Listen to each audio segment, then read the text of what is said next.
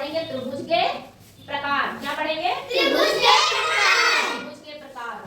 त्रिभुज सारे लोग जानते हैं, त्रिभुज किसे कहते हैं? कोई बताएगा? त्रिभुज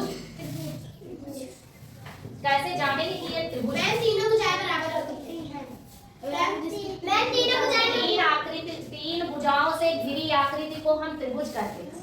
तीन भुजाओं से घिरी आकृति को हम क्या कहते हैं? त्रिभुज कहते हैं। ठीक है, इसमें तीन भुजाएं होती हैं और भुजाओं के आधार पर हम त्रिभुज को तीन प्रकार का बांटते हैं, तीन प्रकार में। ठीक है, एक होता है कौन सा? समबाहु त्रिभुज, दूसरा होता है समद्विबाहु त्रिभुज, तीसरा होता है विषमबाहु त्रिभुज। ठीक है, जो पहला होता है समबाहु त्रिभुज। समबाहु, देखो इसमें नाम से ही आपका पता चल रहा है कि सम मतलब बराबर, यानी जिसकी ऐसे त्रिभुज जिनकी तीनों भुजाएं बराबर है उन्हें समबाहु त्रिभुज कहते हैं। हमने ये तो जाना कि तीन भुजाओं से घिरी आकृति को क्या कहते हैं? त्रिभुज कहते हैं, है ना? लेकिन वो त्रिभुज भी तीन प्रकार के होते हैं भुजाओं के आधार पर। एक होता है समबाहु त्रिभुज, दूसरा समद्विबाहु, तीसरा विषमबाहु। तो जो पहला त्रिभुज है, ऐसे त्रिभुज जिनकी तीनों भुजाएं बराबर है उन्हें समबाहु त्रिभुज कहते हैं। तो भुजा कौन सी हो गई? ये है, ये तीन भुजाएं हो गई, एक, दो, एक। जब ये तीनों भुजाएं यानी A B, A C, B C, तीनों भुजाएं जब बराबर होंगी तो कौन सी त्रिभुज होगा? समबाहु त्रिभुज होगा। आ गया समझ में समबाहु? दूसरा है समद्विबाहु त्रिभुज। कौन सा त्रिभुज है? समद्विबाहु त्रिभुज। ऐसे त्रिभुज जिनकी कोई दो भुजा बराबर हो। क्या हो? दो भुजा बराबर हो। अभी तक सम में क्या था? समान, सारा, तीनों उसमें बराबर थे। लेकिन समद्विबाहु में क्या है? जिनमें दो भुजाएं बराबर हो और तीसरी अलग हो, उसे हम क्या कहेंगे? समद्विबाहु त्रिभुज। क्या कहेंगे? समद्विबाहु त्रिभुज। अब समद्विबाहु त्रिभुज का देखो कुछ इसमें लग रहा है, कौन कौन सी भुजा बराबर लग रही है? बी वाली लग रही है और भुजा का नाम हम ऐसे लेते हैं, जैसे ये नाम इसीलिए हमने रखा है ए बी सी, यानी ये ए बी हो गया, ये ए सी हो गया, ये बी सी हो गया। ठीक है, तो इसमें हमारी ये दोनों भुजाएं बराबर लग रही है और ये अलग है। तो इसमें दो भुजाएं बराबर और एक अलग है, तो ये कौन सा त्रिभुज हो गया? समद्विबाहु त्रिभुज। दोनों समझ आ गया? अब विषमबाहु त्रिभुज। कौन सा त्रिभुज है? विषमबाहु त्रिभुज। विषमबाहु त्रिभुज ऐसा त्रिभुज जिस नाम से ही पता चल रहा, विषम मतलब सब अलग। ठीक है, ऐसे त्रिभुज जिनकी प्रत्येक भुजा की लंबाई असमान है, यानी तीन भुजाएं और तीनों अलग अलग। समबाहु में तीनों बराबर हो, समद्विबाहु में दो बराबर हो और विषमबाहु में सारे जो है अलग हो। ठीक है, जैसे ये देखो इसमें ए सी भी अलग है, ए बी भी अलग है और बी सी भी अलग है। लेकिन अगर हम ये पूछे इन तीनों भुजाओं में शीर्ष का है, शीर्ष है ना, उसमें शीर्ष भी होंगे, तो शीर्ष ए, शीर्ष बी, शीर्ष सी, यानी तीन शीर्ष है ना। त्रिभुज में कितने शीर्ष होते हैं? तीन।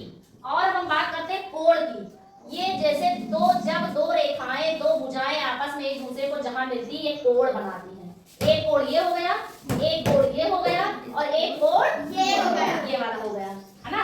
तो कोण कितने हुए? तीन। भुजाएं कितनी हुई? तीन। शीर्ष कितने हुए? तीन। हाँ, यानी तीन शीर्ष हो गए, तीन भुजाएं हो गई, ए बी भुजा, ए सी भुजा और बी सी भुजा। अगर हम कोण की बात करें तो कोण हो जाएगा कोण ए बी सी, यानी इस कोण का नाम अगर लेना है तो ऐसे लिखेंगे कोण ए बी सी, कोण ए बी सी, कोण ए सी बी, कोण बी ए सी, यानी कोण कितने हुए? तीन हुए, है ना। इसी तरह सारे में होता है, इसमें भी शीर्ष इसमें तीन है, भुजाएं कितनी है? तीन है और कोण कितने हैं? तीन। तो आ गई बात समझ में? अब हम इसको थोड़ा सा समझेंगे जियो बोर्ड द्वारा। ठीक है, थोड़ा करके सीखते हैं, है ना, तब आपको ज्यादा समझ में आएगा। ठीक है, आगे बात समझ में? त्रिभुज के प्रकार कोणों के आधार पर। ठीक है, कोणों के आधार पर भी तीन प्रकार के होते हैं। इस जियो बोर्ड से हम जानेंगे कि समकोण त्रिभुज कौन सा होता है और अधिक कोण त्रिभुज कौन सा होता है और न्यून कोण त्रिभुज कौन सा होता है। ठीक है, तो सबसे पहले हम क्या करेंगे समकोण त्रिभुज जानेंगे। ये क्या हुआ हमारा समकोण त्रिभुज। जब हम ट्रायंगल से देखेंगे तो यहाँ पर ये हमारा 90 डिग्री बनेगा। समकोण त्रिभुज क्या होता है 90 डिग्री का, ठीक है। और जब अधिक कोण बनाना हो तो अधिक कोण कैसे बनाएंगे, हमारा अधिक कोण हमारा चला जाएगा, ये 90 डिग्री है, 90 डिग्री से जब हम थोड़ा सा इधर जाएंगे तो ये किसी के पास चांदा है, यस मैम। एक लोग लाओ, ये हमारा देखो ये 90 डिग्री था, यस मैम। ये 90 डिग्री से क्या हुआ, ये इधर आ गया। तो 90 से जब इधर आया तो ये क्या हो गया, ये देखिए 120 अंश का। और 120 अंश का क्या कोण क्या होता है, अधिक कोण, है ना। तो ये आपका क्या हो गया, अधिक कोण। कौन सा कोण हो गया, अधिक कोण। फिर अब क्या बारी आती है हमारी न्यून कोण की। कौन से कोण की, न्यून कोण। अब इसी में हम बनाएंगे न्यून कोण। न्यून कोण का मतलब है 0 अंश से बड़ा और 90 अंश से छोटा। तो हम 90 अंश से छोटा कर दे रहे हैं।